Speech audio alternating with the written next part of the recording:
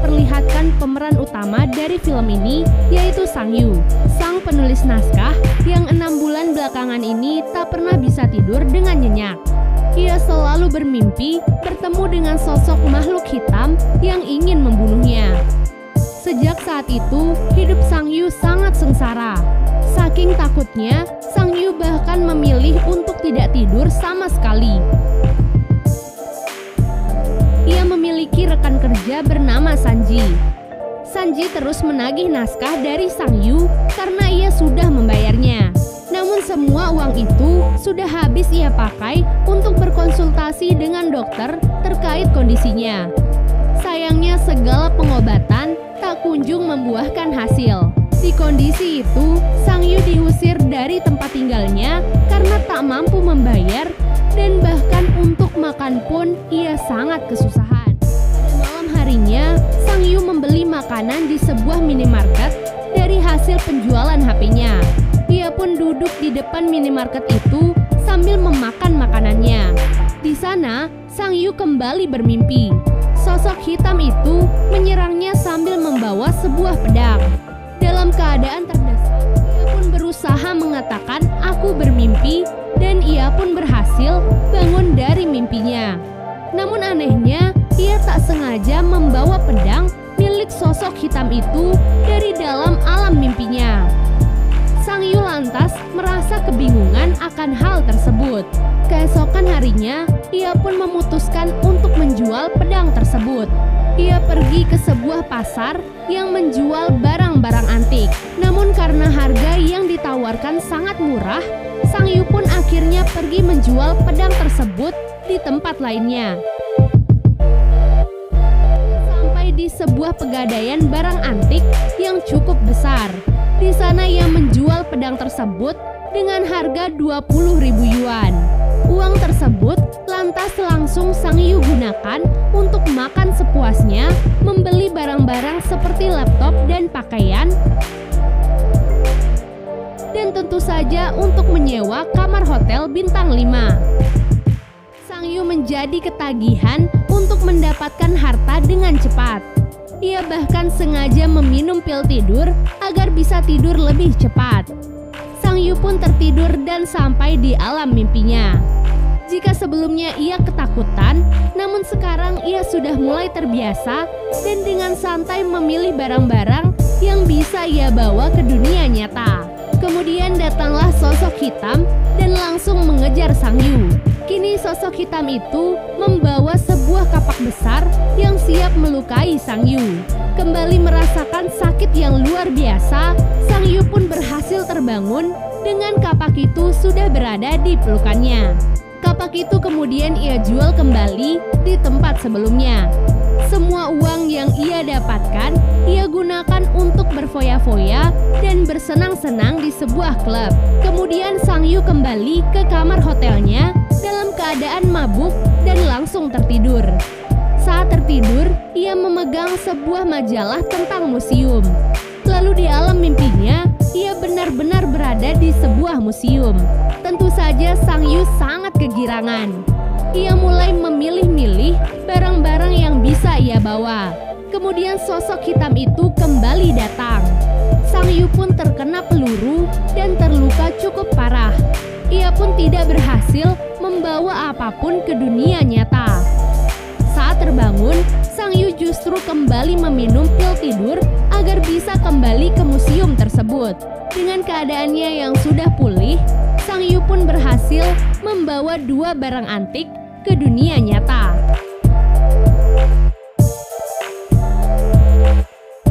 Lagi-lagi Sang Yu mendapatkan uang yang sangat banyak untuk barang-barang yang ia jual.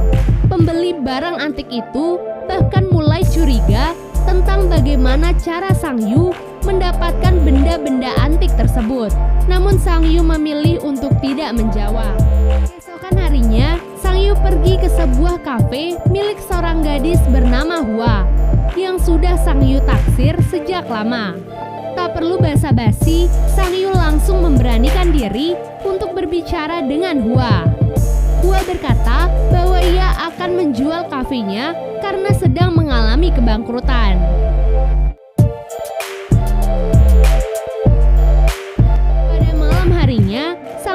sedang curhat tentang Hua kepada Sanji. Sanji tertawa karena ia yakin wanita manapun pasti akan takluk dengan Sang Yu yang sekarang.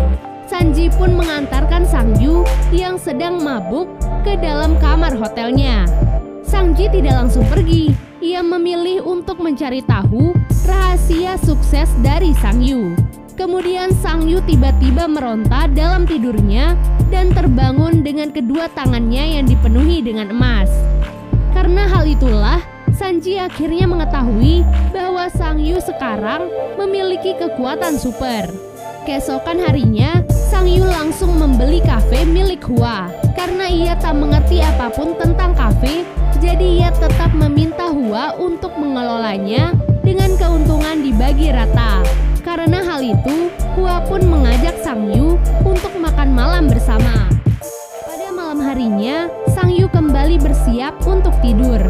Kali ini, Sanji bertugas untuk menjaganya. Di alam mimpi, Sang Yu berada di sebuah berangkas berisi begitu banyak uang. Sosok hitam kembali muncul. Namun Sang Yu kali ini tak hanya diam. Ia sudah mulai berani untuk melawannya. Ia pun membawa uang-uang di sana dengan 2 buah tas besar dan kembali ke dunia nyata. Keesokan harinya, kafe mendapatkan pengunjung yang begitu banyak. Hua bahkan sangat kewalahan untuk melayani semua pengunjung. Ternyata di luar ada Sanji yang bertugas untuk membagikan uang kepada orang-orang agar mereka mau masuk ke dalam kafe. Pada malam harinya, Sang Yu kembali beraksi di alam mimpinya. Tak tanggung-tanggung, kini yang ia bawa adalah sebuah mobil mewah. Dan tentu saja ia pun berhasil. Ia terbangun dengan mobil mewah di kamar hotelnya. Mobil itu kemudian Sang Yu gunakan untuk mengantarkan Hua pulang ke rumahnya. Hari demi hari, Sang Yu dan Hua menjadi semakin dekat. Sang Yu bahkan kembali menulis naskah sesuai keinginan Hua. Dengan uang-uangnya, Sanji membantu Sang Yu untuk menjadi penulis yang terkenal. Singkat cerita, Sang Yu akhirnya menjadi penulis skrip yang sangat terkenal. Hal itu tentu saja membuat Hua menjadi sangat bangga kepada Sang Yu. Pada malam harinya, Sang Yu kembali berjelajah di alam mimpinya. Kali ini ia berada di sebuah tempat yang dipenuhi dengan harta karun. Di tengah semua harta karun itu, terdapat sosok misterius yang sedang duduk. Lalu Sang Yu mengambil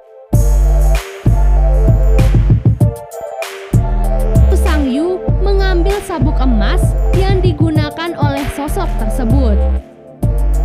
Dengan semua yang ia dapatkan sekarang, Sang Yu sudah merasa jenuh.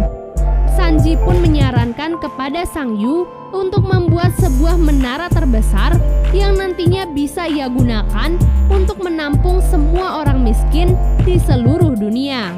Scene lalu beralih memperlihatkan Sang Yu yang berada di suatu tempat bersama Hua. Hua saat itu pergi sebentar ke toilet. Tak lama kemudian, sebuah pedang tiba-tiba menancap di dada Sang Yu. Kemudian terlihat sebuah luka di dada Sang Yu. Sang Yu pun memilih pulang agar lukanya tidak diketahui oleh Hua. Di hotel, Sanji menghampiri Sang Yu yang terlihat galau. Sang Yu terlihat khawatir dan sangat ketakutan. Ia merasa bahwa itu adalah balasan dari semua yang telah ia lakukan sebelumnya. Bahkan saat ingin tidur, Sang Yu meminta Sanji untuk meninggalkannya sendirian malam ini. Kemudian Sang Yu pun kembali ke alam mimpinya. Sang Yu terlihat berada di atas sebuah gedung. Di sana ia melihat sosok hitam yang sedang membelakanginya. Dan saat didekati, Sang Yu begitu terkejut melihat sosok hitam itu ternyata adalah dirinya sendiri yang perlahan-lahan hancur. Lalu Sang Yu pun terbangun dengan luka di sekujur tubuhnya. Sang Yu yang sedang berjalan menuju kafe tiba-tiba mengalami serangan kembali. Kemudian Sang Yu diculik dan dibawa menggunakan sebuah mobil. Ternyata orang yang menculiknya adalah anggota gangster yang dipimpin oleh seseorang bernama Qiang. Ia dibantu oleh seorang pegawai yang bekerja di pegadaian tempat Sang Yu biasa menjual barang. Sang Yu menawarkan 10 juta dolar kepada Qiang agar ia tidak mengganggunya lagi. Tak lama kemudian, Sanji mengantarkan uang tersebut kepada anak buah Qiang. Setelah menyerahkan uang tersebut, Sanji malah ikut diculik. Sang Yu pun berkata bahwa hidupnya tak akan lama lagi. Nanti setelah ia mati, Qiang bebas mengambil semua uangnya. Kemudian Sang Yu membawa Qiang ke dalam kamar hotelnya. Di dalam sana terdapat begitu banyak barang berharga yang selama ini Sang Yu bawa. Tak lama kemudian, Hua terlihat datang ke hotel tersebut. Melalui resepsionis, Hua meminta izin agar bisa bertemu dengan Sang Yu. Namun Sang Yu meminta Hua untuk pergi dari hotel tersebut. Namun Hua bersikeras untuk bertemu dengan Sang Yu. Akhirnya Hua pun juga ikut disandra. Melihat Hua yang sedang dalam bahaya, Sang Yu berkata bahwa ia bisa mendapatkan harta yang lebih banyak lagi asalkan mereka mau melepaskannya. Sanji tiba-tiba terbangun dan menyerang semua komplotan gangster tersebut. Sanji pun terkena luka tusuk dari kejadian itu. Sang Yu juga sangat lemah dan tidak mampu berjalan. Sang Yu, Sanji, dan Hua kabur dari tempat tersebut. Namun anak buah Qiang kembali mengejar mereka.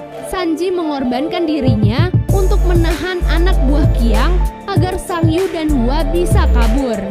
Karena hal itu, Sanji pun tewas di tangan anak buah Qiang.